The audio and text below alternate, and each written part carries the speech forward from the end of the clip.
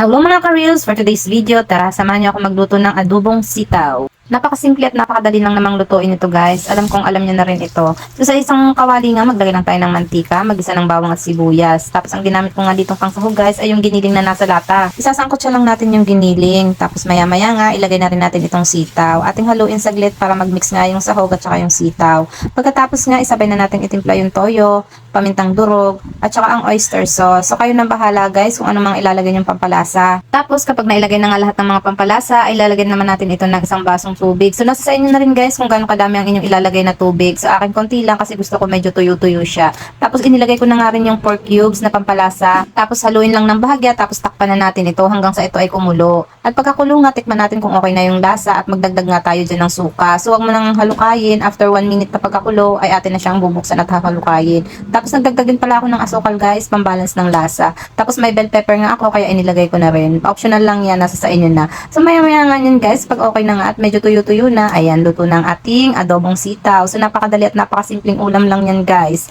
So that's it. Thanks for watching.